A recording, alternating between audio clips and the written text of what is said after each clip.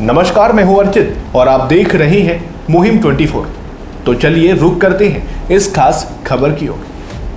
रक्षा मंत्री राजनाथ सिंह का चीन और पाकिस्तान को एक सख्त संदेश है।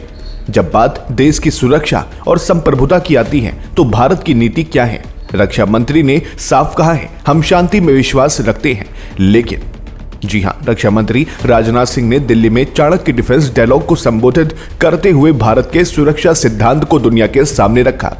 उन्होंने स्पष्ट शब्दों में कहा कि भारत शांति और संवाद में विश्वास रखता है, लेकिन जब बात राष्ट्र की संप्रभुता और सुरक्षा की आती है तो हम समझौता नहीं करते। ये बयान ऐसे समय आया जब भारत लगातार अपनी सीमाओं पर स्थिति को मजबूत कर रहा है। राजनाथ सिंह ने कहा कि भारत अब बदलती वैश्विक व्यवस्था में संतुलन और जिम्मेदारी की आवाज बन चुका है। उन्होंने कहा कि भारत की आर्थिक प्रगति, तकनीकी क्षमताएं और सिद्धांतों पर आधारित विदेश नीति ने इसे इंडो पैसिफिक और ग्लोबल साउथ में एक विश्वसनीय भागीदार बना दिया है।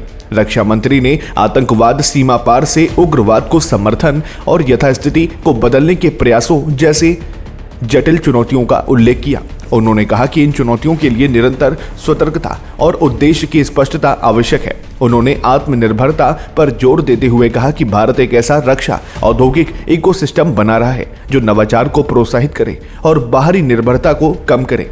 राजनाथ सिंह ने सशस्त्र बलों की भूमिका की सराहना करते हुए कहा कि उनका योगदान सीमाओं की रक्षा से कहीं अधिक है।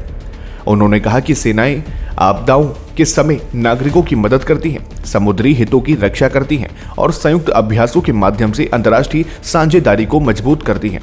उन्होंने जोर देकर कहा कि सेनाओं का आधुनिकीकरण केवल प्रशासनिक कार्य नहीं, बल्कि ये भारत के दीर्घकालिक भविष्य में निवेश है।